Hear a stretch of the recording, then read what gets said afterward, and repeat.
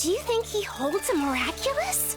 I don't know, Maino'li, but Luka definitely loves having secrets. I knew the 6th season of Miraculous Ladybug had surprises in store for us, but they're taking us in new directions that I never anticipated. In one of the more recent episodes, Mr. Agreste, we meet Irupé, Luka's friend and fake girlfriend from Brazil. She seems like a pretty cool character, someone that many fans fell in love with instantly, but now she's even more popular because she has a secret of her own. As it turns out, her companion, Maino'li, will help her turn into a superhero who will play a role in Miraculous World Rio. Today's video will talk about Irupé and how her presence throughout the series will prepare us for the next special.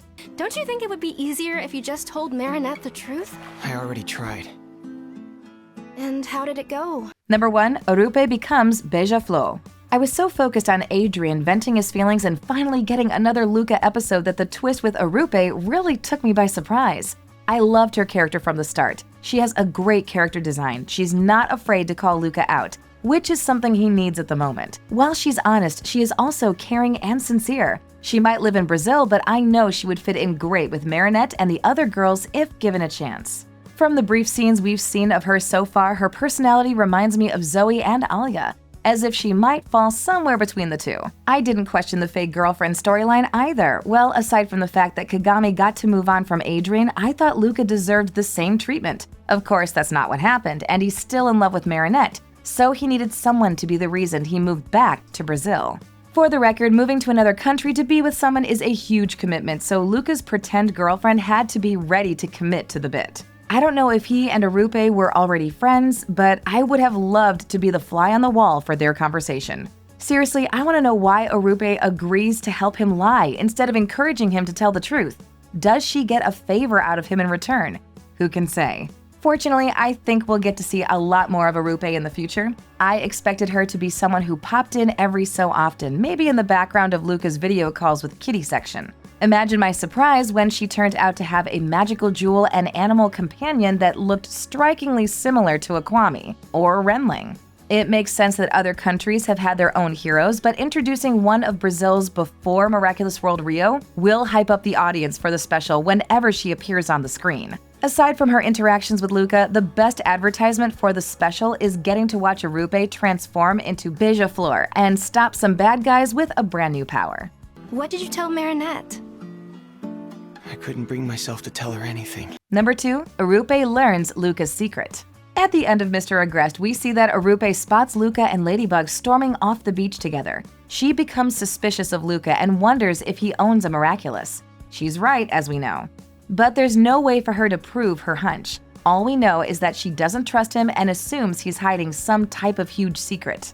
As the viewers, we know Luka's got a few things he's keeping close to his chest, but now he'll have someone snooping around for clues. Unfortunately, we don't know the details concerning Irupé and Luka's relationship. We don't know how they met or why she agreed to become his fake girlfriend. However, she can use their act as an excuse to stay close to Luka, watch his behavior, and gain some valuable insight. If she's around enough, she might catch a glimpse of sass, notice Luka slipping away to become Viperian, or recognize his Miraculous in camouflage mode. Luka is usually the one reading other people and calling them out on their bluffs. But with Irupé in the mix, he may have finally met his match.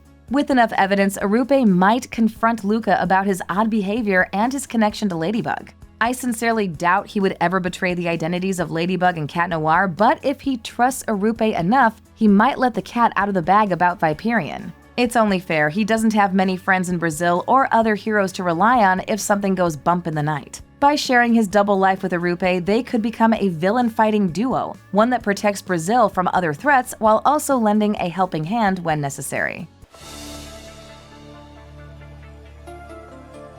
Luka knows Ladybug? Number 3, the Paris-Rio team-up.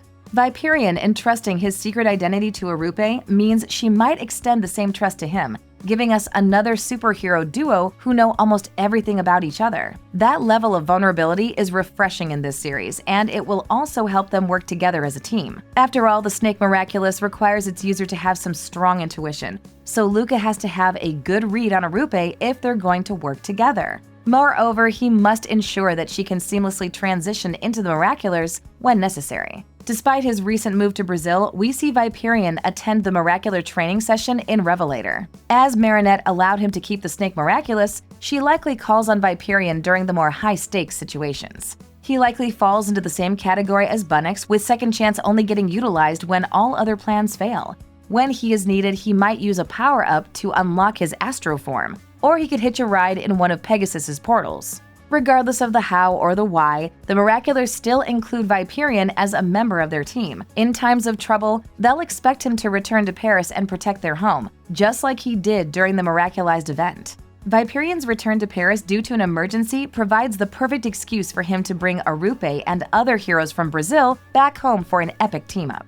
Ladybug and Cat Noir can't turn down more allies, and Irupé's trip to Paris is the perfect way to introduce her character and main conflict before Miraculous World Rio. That way, the fans are invested in her character before the special airs. The heroes of Paris! The best! The Unstoppables! The Smart Tribe! The Flamboyant Ones!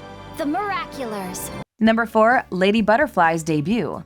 While I'm sad to imagine Luka phasing out of the Miraculous, it's a fair transition for him. He doesn't live in Paris, can't be there to bond with the team every day, and will only know about trouble if someone summons him. If he wants to continue using the Snake Miraculous and make himself useful through Viperion, then he'll need to start patrolling Brazil and making allies with the local heroes. Irupé and Maino'li are only the start of the people he'll encounter in his new home. Miraculous Corp has planned to expand the Miraculous Ladybug universe for some time now, creating spin-off series in different locations, while exploring the heroes who lived there. Of course, the one thing connecting them all is Ladybug and Cat Noir, who usually meet these heroes during the Miraculous World events. Most of the time, they end their adventures as friends and promise to be there to help one another when necessary. Over the years, the people at Miraculous Corp, as well as the creative team behind the series, have shared concept art and details about the heroes they plan to introduce in the future. One of them is a hero named Lady Butterfly.